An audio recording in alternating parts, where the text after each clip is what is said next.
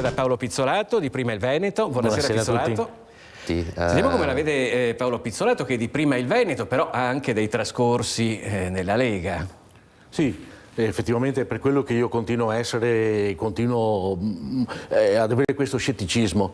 3 legislature fa la Lega, che parlava di autonomia, era al governo assieme ai 5 Stelle.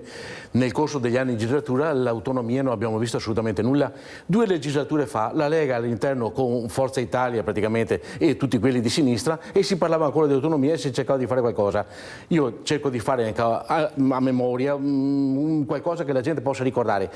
Nel 2017, quando siamo partiti con il referendum, sono stati i partiti autonomisti che si sono messi in moto per cercare di fare questo referendum e di portare le firme raccolte a Palazzo Balbi quella volta lì. Altrimenti nessuno dei partiti nazionali, come c'era prima, come c'è adesso, si sarebbe mai prodigato per l'autonomia. Adesso tutti stanno facendo grandi di questa autonomia, l'autonomia è una cosa nostra, l'autonomia sicuramente viene fatta. Se non si mettevano in moto quei piccoli partiti indipendentisti come quello mio, come quello a cui io appartengo praticamente, e sono passato con questi partiti autonomisti proprio perché non credevo più in quello che era il programma della Lega Nord, e soprattutto per vari fattacci che sono accaduti all'epoca in cui Flavio Tosi era il segretario nazionale della Lega Nord, che ne ha fatto di cotte e di crude cercando di mandare a fare un brodo quello che era stato creato negli anni antecedenti da bossi del partito.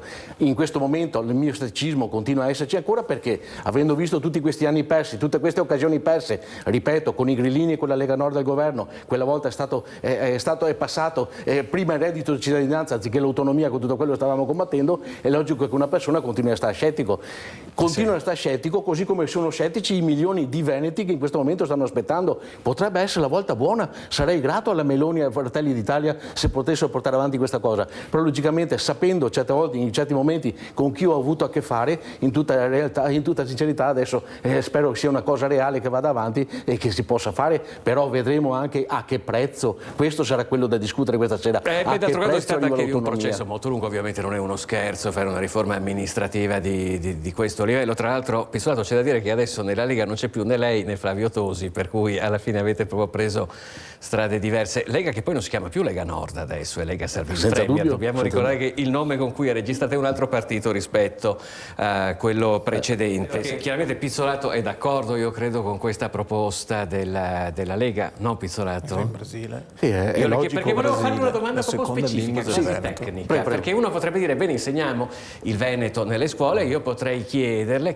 quale Veneto insegniamo, perché come si parla a Rovigo non è come si parla a Belluno, come si parla a Verona non è come si parla a Venezia, per cui non esiste un Veneto unico, ne esistono tanti. No, ma c'è una sola cultura veneta. C'è una sola cultura veneta, che sarebbe quella da insegnare ai ragazzi, sarebbe da partire prima ancora della lingua veneta, insegnare le nostre tradizioni e insegnare quanto potente è stata la Repubblica Serenissima, è stata quella, lo Stato che è durato più addirittura dei romani, è stato a livello mondiale, è lo Stato che è durato più di tutti, però almeno insegnare un po' di storicità, sapere cos'era Venezia, sapere cos'era la Repubblica di Venezia, sapere cos'era il Veneto.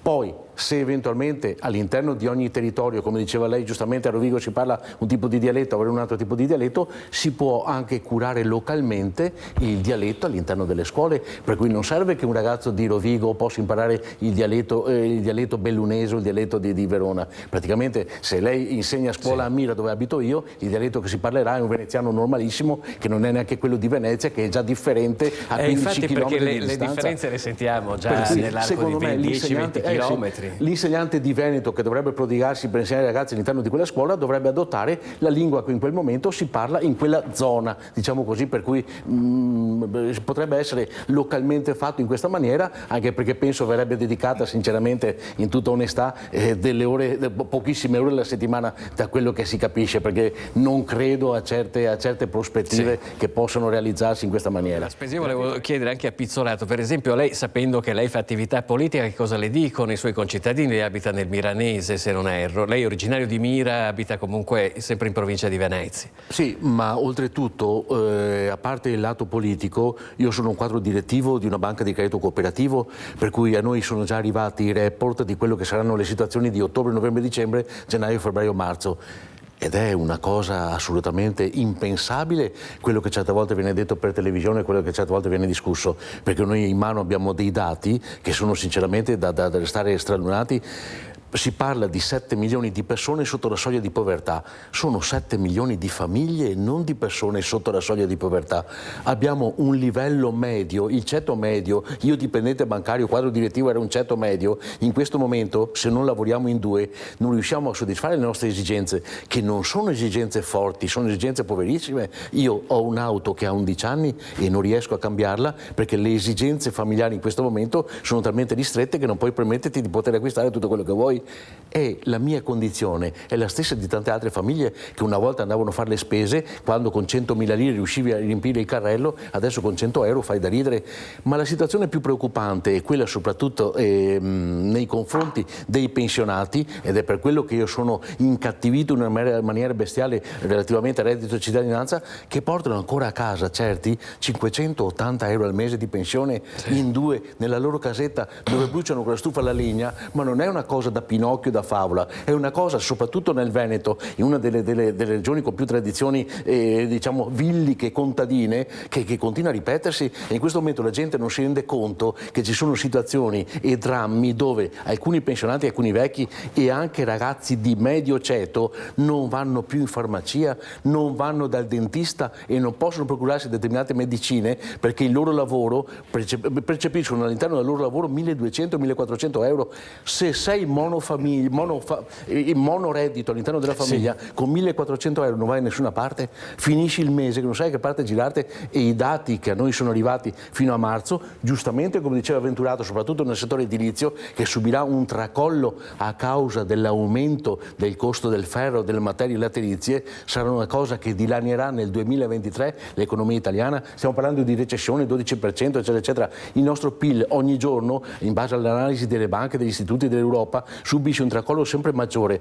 Quello che andrà avanti sarà un terziario che potrà essere potente, ma tutte quelle che sono le attività normali, artigiani, commercianti, negli ultimi 3 anni nel Veneto sono state restituite, perdonate la parentesi, 22.000 partite IVA nel Veneto negli ultimi 3 anni. Quando diciamo che i ragazzi scappano all'estero, c'è una necessità di procurare posti di lavoro, ma anche di cercare di fare in maniera di fare a livello nazionale un piano industriale. Non è possibile che sentiamo sempre parlare di esigenze e fabbisogno del sud e il nord e il nord-est, la grande locomotiva che deve rifornire tutti. È finita quell'epoca, ve lo dice un veneto, ve lo dice un dipendente bancario e ve lo dice uno che fa l'analista e che analizza praticamente i bilanci delle aziende costantemente ogni giorno.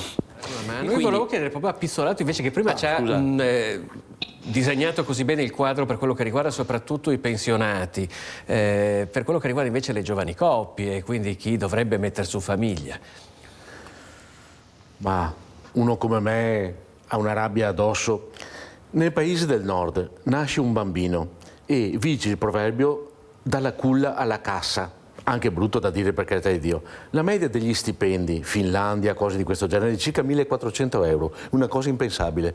Però nel momento esatto in cui nasce un figlio, lo Stato lo segue proprio dalla culla dal momento in cui nasce fino alla morte, addirittura pagando il funerale. Questa è una struttura eccezionale che permette loro di seguire, dare indicazioni alla famiglia, mandarli in una scuola adatta, trovargli il posto di lavoro adatto, e da loro queste condizioni di vita che in questo momento sono sotto gli occhi di tutti in Italia non accadono, non succedono mai. Cosa succede da noi? Nel momento esatto in cui nasce un figlio, da noi nasce un mutuo all'interno della famiglia. Tu devi cercare di fare in maniera di mantenerlo con dignità. All'asilo sei costretto a portarti dietro il pacchetto di carta igienica perché l'asilo non può acquistare la carta igienica.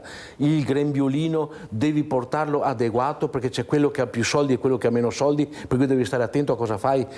Contrariamente, cerco di essere anche un po' breve, contrariamente purtroppo, e lo dico con molta rabbia, a quello che succede per tanti immigrati che sono notevolmente più tutelati di noi e dove in questo momento il razzismo è fatto nei confronti degli italiani e dei veneti, e lo dico molto pesantemente, molto lentamente, solitamente sono abituato a parlare molto velocemente, perché questo è quello che sta accadendo da anni.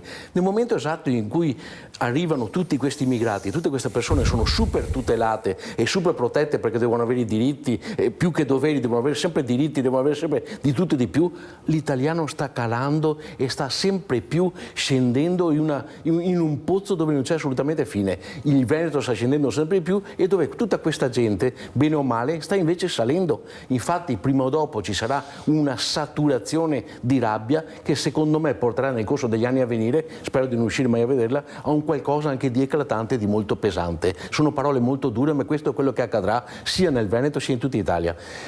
Il bambino quando nasce dovrebbe avere un percorso che è facilitato dalla legge, la burocrazia, la scuola, cercare di fare in maniera di poter far sì che il tram venga pagato almeno a metà. Guardate che il costo all'interno della famiglia per mantenere un bambino, mandarlo a scuola, il tram, iscriverlo all'università è un costo talmente alto dove effettivamente si stanno vedendo i risultati, dove avevamo avuto un apice dove i ragazzi, i bambini andavano a scuola, avevamo avuto un bel risultato a livello europeo.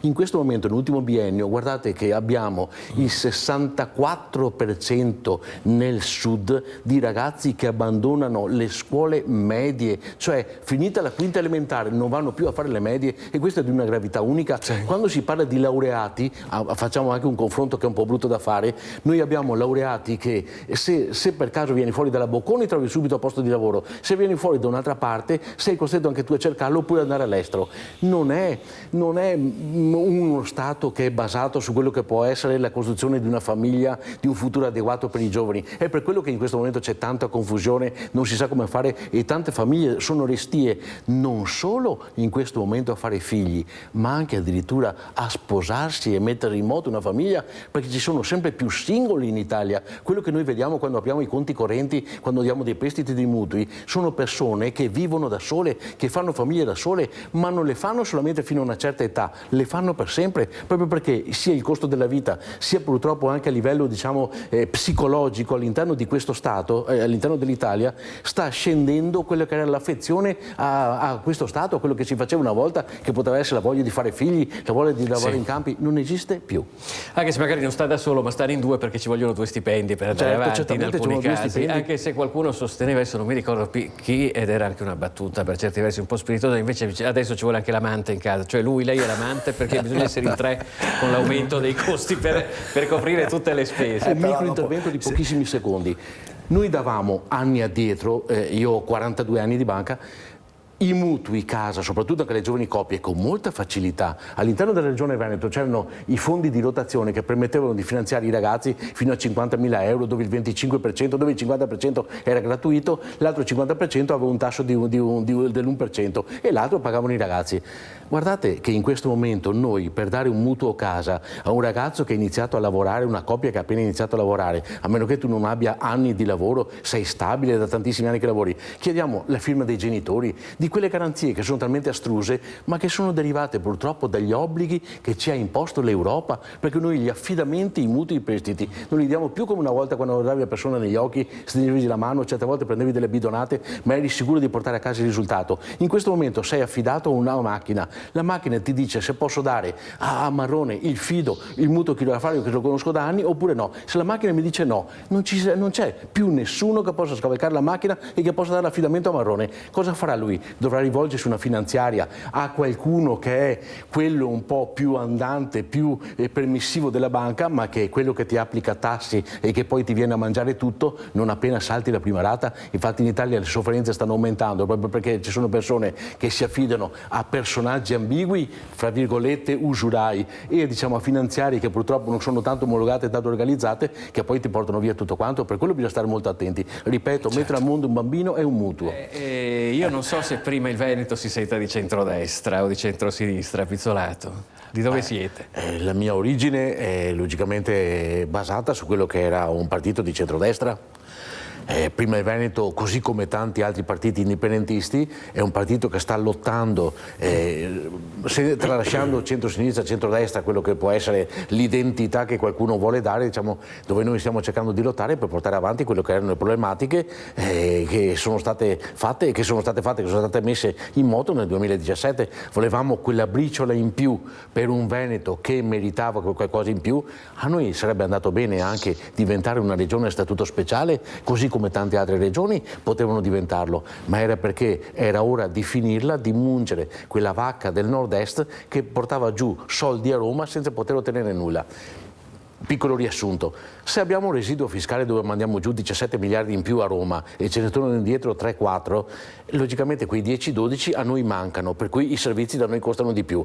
Ma non può essere che per 50 anni, io ho 65 anni, tu ti senti dire le esigenze del Sud, le problematiche del Sud, la manodopera del Sud, eccetera, eccetera. Perché non può essere che in Italia esista solo un problema Sud.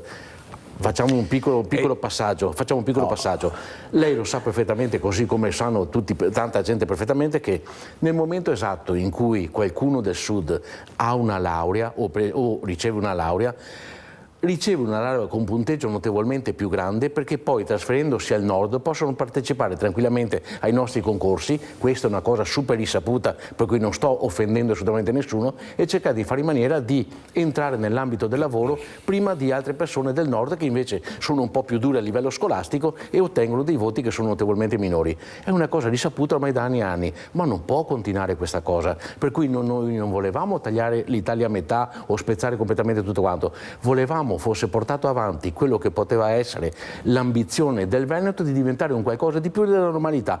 Ce lo meritavamo, era giusto averlo. Adesso vedremo anche se alla fine si arriverà a conclusione di questo processo. Come ho detto prima all'inizio, che non ho creduto all'inizio al governo di Salvini e con i 5 Stelle, non ho creduto al governo di centrosinistra dove dentro c'era anche il partito di Berlusconi e di nuovo il partito di Salvini, sto molto attento in questo momento perché non vorrei mai che, scusatemi se per caso sono pessimista, che Salvini facesse cadere anche questo governo per problematiche sue personali o per ambizioni illogiche, voleva fare il ministro dell'interno e continua a fare questa cosa. Speriamo, non è che non abbia fiducia in questo governo, credo in questa cosa qui. Però chiediamolo dalla pietra, allora sono molto titubante con questi noi infatti abbiamo capito, tra l'altro abbiamo veramente tempi strettissimi, per cui li conosco bene. Ecco, perfetto. Della Pietra Salvini e la